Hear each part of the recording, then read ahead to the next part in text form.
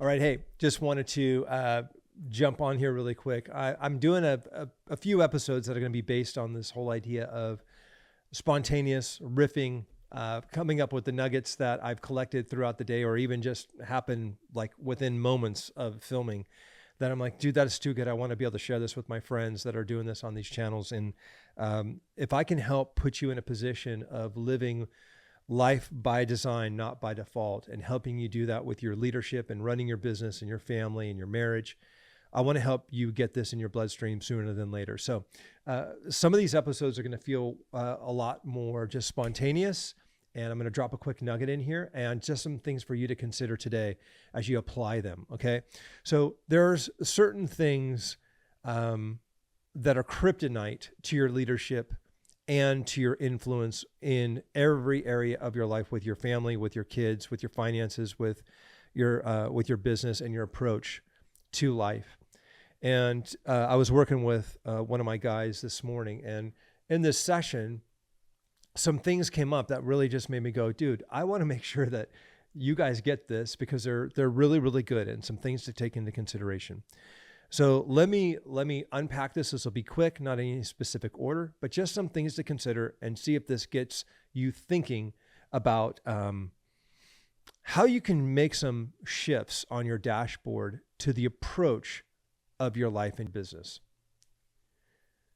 I've said this before: if you're following yourself, you're lost. And if you start to establish that true north in your life and discover what that is, and to focus on that, your life adapts to it. I said this last week, and this quote just hit me out of nowhere. My life forms to my focus. Whatever you focus on, your life becomes. And you need to stop and think about that for a minute. And how do I get my mind right and keep my game tight? I get it through truth and renewing my mind in truth. And whatever I think about, whatever I focus on, is my life is going to conform to that.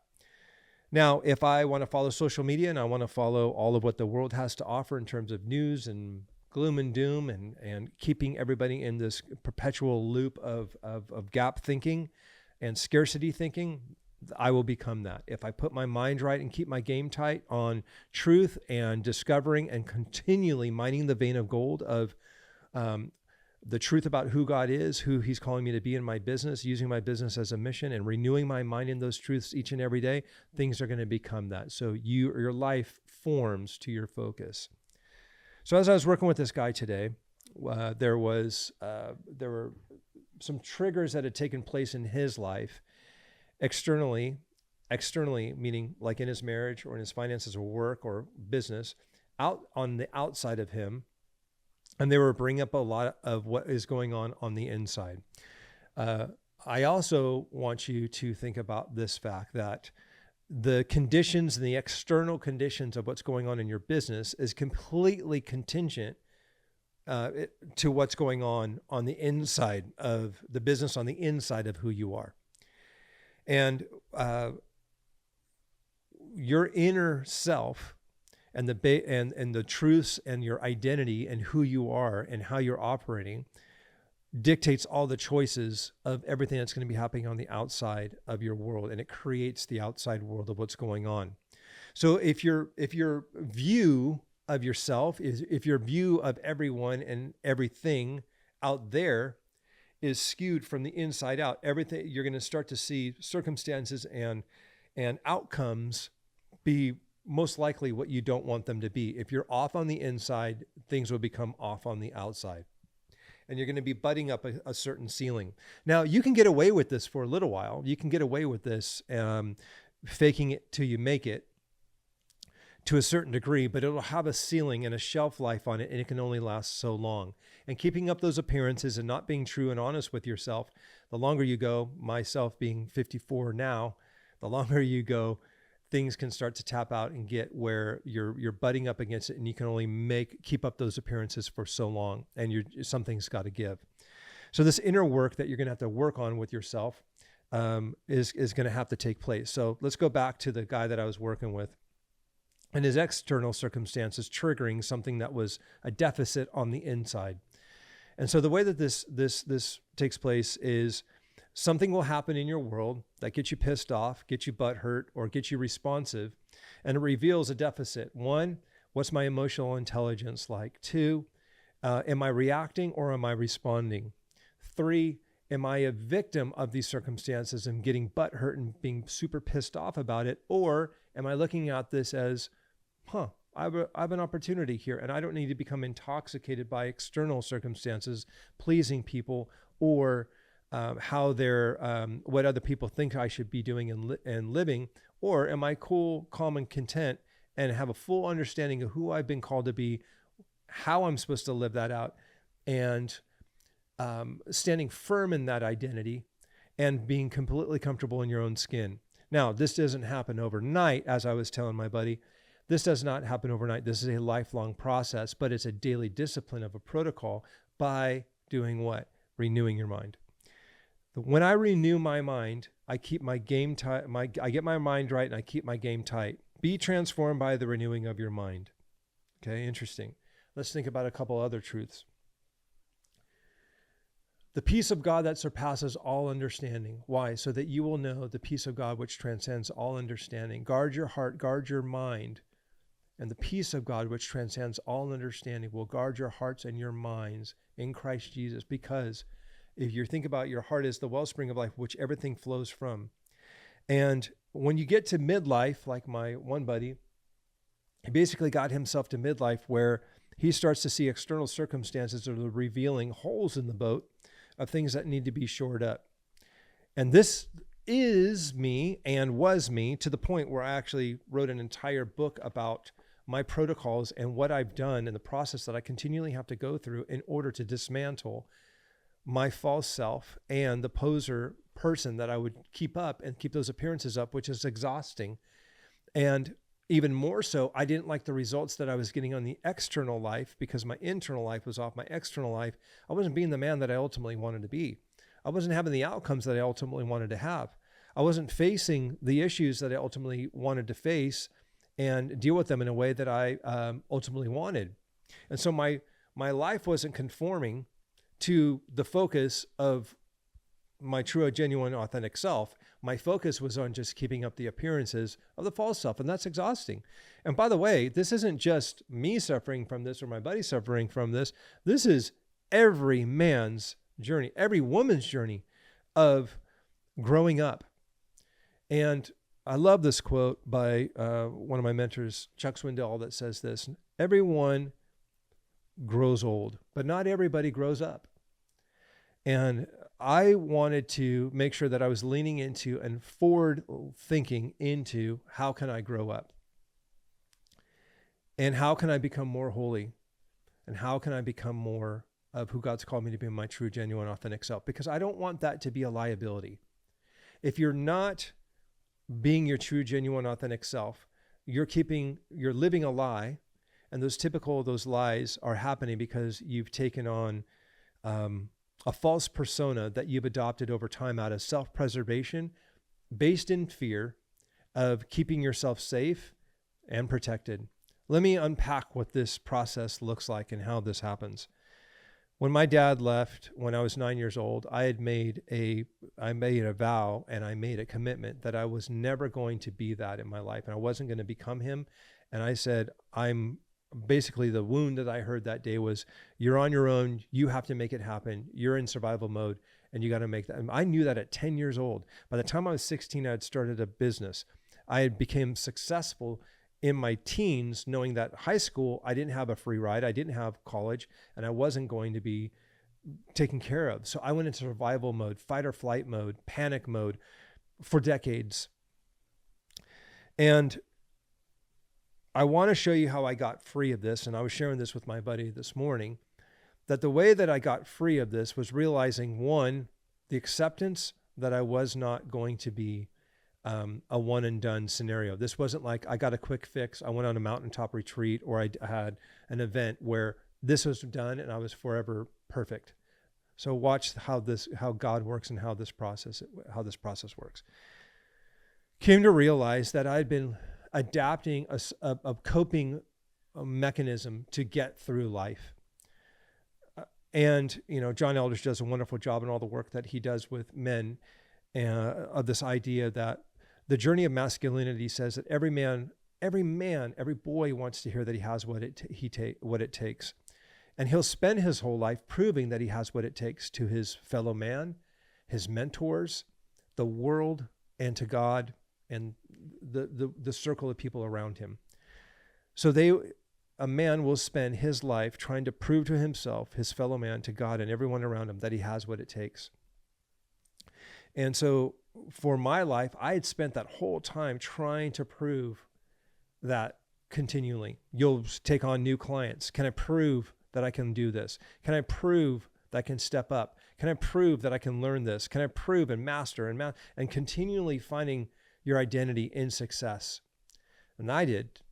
But what happens is when you default all that work, when you defer, when you're deferring year after year, month after month, day after day, deferring, shutting down your heart and not living your true, genuine, authentic self, you've kind of created this whole entire life of success and performance based on a lie, which was done on the basis of a vow, based on a wound that happened from very, very long ago. Now, I did that for decades. It's taken me decades to dismantle that false self on the daily. And so one of the takeaways that I want you to take away with today, and I hope this really helps you, and I was sharing with my buddy, here's my daily protocols.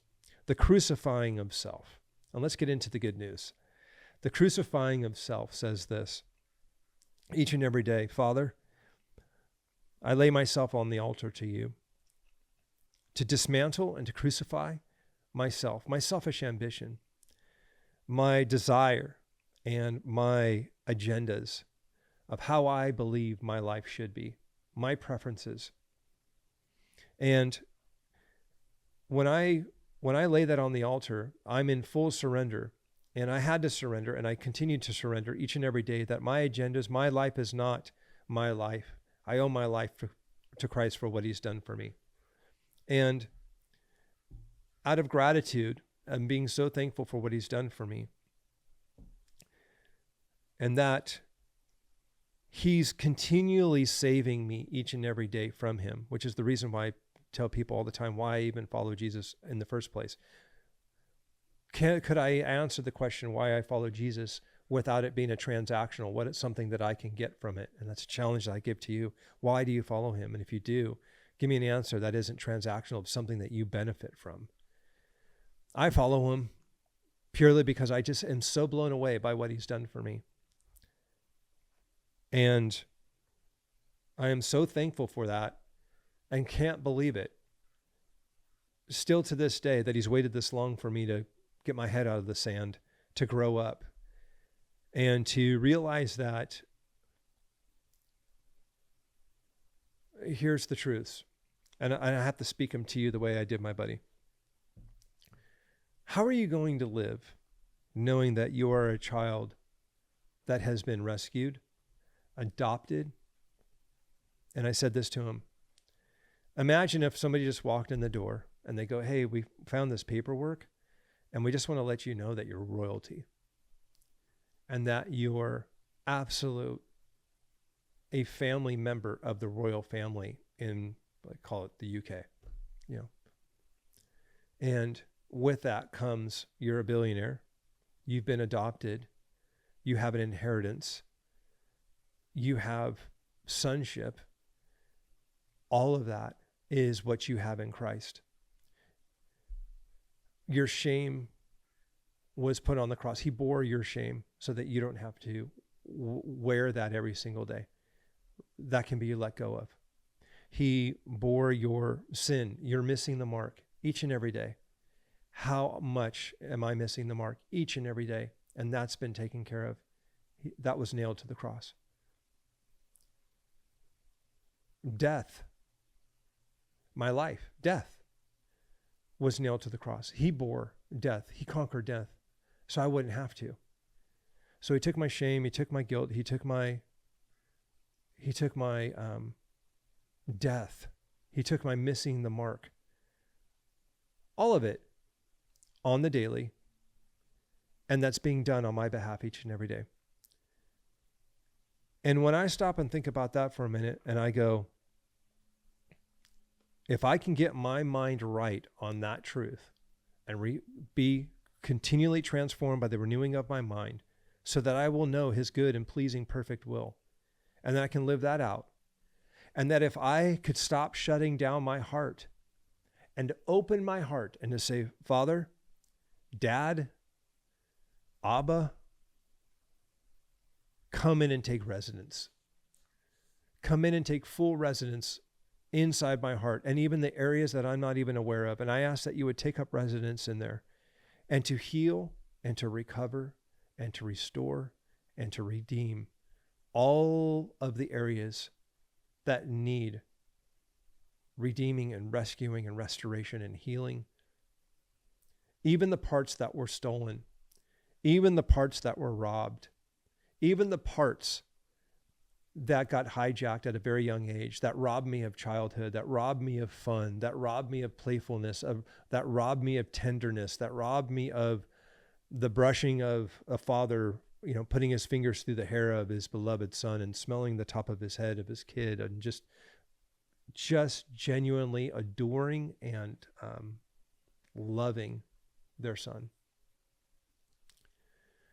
Now, when I was talking to my one buddy, I was just trying to let him know, when you start to see yourself that way, this goes from head knowledge of, I know that these things are true, to I now know, I've metabolized the truth. I now know these things are true. Have they gone from my head knowledge to my heart knowing? Because when your body physically, psychologically knows this, it literally transforms your physical, your outside world, and everything. So imagine this, as I was explaining to him. If your internal heart and your internal world feels safe and you know you're cared for, the Lord is my shepherd. I don't need to want anything. I don't even need anything. Why? Because he leads me beside still waters. He makes me lie down in green pastures. It's like, son, take a nap. It's your greatest act of worship. When you nap, I know that you trust me. He prepares a table for me in the presence of my enemies. My cup overflows. He anoints my head with oil. Surely goodness and mercy are going to pursue me, follow me all the days of my life, and I'm going to dwell in the house of the Lord forever. You lead me in the paths of righteousness for your name's sake. And what baffles me is not only did he do all that for me on the cross, taking all my shame, saving me every day from myself, he's rescuing me and saving me every single day of from myself. It's a daily, hour by hour. And then continues to pursue. That blows my mind. Now, if you think I'm royalty, I'm in this family of God, I'm in a co-heir of Christ, a sonship, I am a king, I want to be entrusted with his kingdom and the responsibilities that come with that, I better know whose I am, who I belong to, and that, my friend, he adores you. And if you know that you're royalty, if you know that you are cared for, if you know that he is taking and pursuing time with you all the time and wants you to just open your heart for him to come in and take residence, what do you think that does now on your external world? What does that do for your business? What does that do when you don't have to run scared? What does that do when you don't have to try to perform, to earn love? What does it do for you when you don't have to hustle, when you don't have to grind? What happens when you get to a place where you can forgive, release, and let go? And then with that newfound capacity, Lord, fill me up with your cleansing power of your covenant blood in and through me so that we can operate. My friend, today you have this opportunity to be able to as John says, he says, Lord, I give everyone and everything to you. I give everyone and everything to you. When I was at an event, they made paper airplanes, and they said, write on that what you want to let go of. And I'll never forget that day as the whole audience launched these paper airplanes into the stage. Mine was agenda. And maybe you could adapt kind of a go-to prayer that sounds something like this. God, today I surrender my agenda. I surrender myself. I give you everyone and everything. And I realize that actually gaining control of my life is truly found in how great I can be at repenting and releasing and letting go and allowing you to, through me, allow me be my true, genuine, authentic self. Father, I know that my true, genuine, authentic self is hidden in you. And the more that I seek time with you, the more I'm going to get my genuine self. I lay my spouse, my children, my creativity, my businesses, my opportunities, everything on the altar to you, that it would be used in a way for your glory. Not my will be done, but your will be done. I forgive, release, and let go of everything that I'm trying to do to keep control. The more that we operate in that mode, the greater you'll become at business. If you want to see your business 3, 5, 100x, going just crazy in terms of impact, sometimes that's money, Xing up, but impact, quality of life, doing work that you absolutely crave and love, a meaningful marriage, going deep in relationship, knowing one another and growing more in love together. And then time with your Father to be able to grow in and up in your holiness and relationship with him is only going to be done when you get this time off. The more that you seek yourself as a client in your daily schedule of drilling down to spend time in this work of what we've talked about, this is actually where you're going to find your true, genuine, authentic self. You're going to have hundreds of moments today where you get to choose, will I put on the mask of the false self and keep up that appearance with all the work that is required of it and spend one more day not being my true me? Or am I going to be vulnerable? Am I going to be exposed? Am I going to drop the fig leaf of my false self so that my true self can not only live, but I can fully be known? Now, that takes work each and every day. That's hundreds of opportunities today that you're going to be doing this opportunity. The way that you can gain discernment and gain wisdom and understanding is by slowing down to know when that is about to or is in the process of taking place. Your wife says something that sets you off. Hold on a second. Is he going to flare up or is he going to stand up? Flare up, stand up. And so that takes a choice, and that takes slowing down. Your emotional intelligence will say, listen, am I seeking first to understand before being understood myself? So can I even slow down enough as a leader? Can I start to press pause? Can I start to push and slow things down to make the clock slow down and life to come slower so that I can put myself in a position to be able to have the wisdom and the discernment and the understanding to know, am I going to flare up or stand up? And can I look at what's really happening here and see it through the lens and perspective of how God sees the situation? And I want to operate in such a way that I can see it for what it is. What's the truth? Lord, how do you see this situation? How do you see my spouse? What's she really saying here? And then how can I see her the way that you see her? So as we wrap up, that's a lot.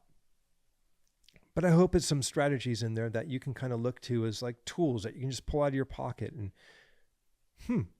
I've got some filters and I can kind of approach things a little bit differently and start to see how you're thinking. Are you flaring up or are you standing up when it comes to your false self or your genuine true self and that vulnerability with being known with the Lord and being okay on the inside? Lastly, a man is going to spend his life as he becomes midlife, as he wants to become a king. He's going to have some choices to make. And maybe that's you right now as you're listening to this, as we wrap up. You're either going to be out of coping and trying to find comfort with all the intensity and problems and challenges that you're facing today. You're either going to shut down your heart. You're going to kill it. You're literally going to, you're going to shut down your genuine, authentic self, that kid, and put him in a corner for the rest of his life. And he's never going to be able to come out and play. Or you're going to do a reinvention. You're going to go through a metamorphosis stage. You're going to go through transformation. And transformation is not quick. Transformation is not easy. It's not fun. It's horrific. It's terrifying, but it's thrilling. And I would just challenge you with this. Would you rather stay in the status quo of who you are today, or, which is a pain? Pick your pain. Are you going to stay in that pain and in that mud and muck? Or are you going to step into the pain of transformation, of becoming who God's called you to be? If you want to transform your business, the business is only as good as the internal health condition of the heart of the leader. If I want to work with one of my clients to transform their business, they're like, oh, my marriage needs help. No, all of it stems from the heart of the leader. If the heart is corrupt, it will penetrate and corrupt all other areas of the leader's life. You are only as good as the heart condition of you as a leader. So, how much heart work are you doing on the daily to ensure that you are addressing and mining the vein of gold of God's truth of how he sees you as a leader and the deficits that might be in the boat, or deficits might be in the holes of your life that might be in the boat and the holes that are in your heart? Invite him in. Do that heart work. Invite him in to take residence, not just ownership of your life, but to restore, to repair, recover, reclaim all that's been stolen, lost, or been on hold for a long time. That's my prayer and hope for you today. And those were some of the nuggets that were the takeaway from our time together. It's been such a process that I continually use on the daily. This is not a plug. This is just, I think you'll let your friends know. If you know you got something that'll help them, my book and testimony, Fear Hunters, which is the one that I wrote of this exact process. There's a course that goes with it. It's kind of like if you wanted to do it as a book study with friends and maybe even just a couple guys or whatever. But it's this whole idea of how I had to go visit and go down into the pit with God of those nightmares in my life and disarm the bombs and dismantle all of the fear and shame that was shutting down my heart, because I knew I was not going to be able to live any longer. I wasn't going to be able to have the life that I always wanted to have. And I wasn't going to be the husband that I know my wife deserved. And I wasn't going to be the father that I never learned how to be. I wasn't going to be that dad that I know my kids deserve. And I wasn't going to be able to be the friend that my friends deserve. And I wasn't going to be the man that God deserved, who put me here on purpose. None of that was going to become, I was never going to become that man unless I got a protocol and a way to address the issues that are going on inside the heart. Remember, your heart is the condition. Its condition is the contingent for everything that happens in your business. I hope this helps you. Thanks for listening to this episode, and there'll be more like it as I keep getting these nuggets. I'll have my interviews with my friends and all that and other leaders. But I just think there's sometimes as we get these downloads that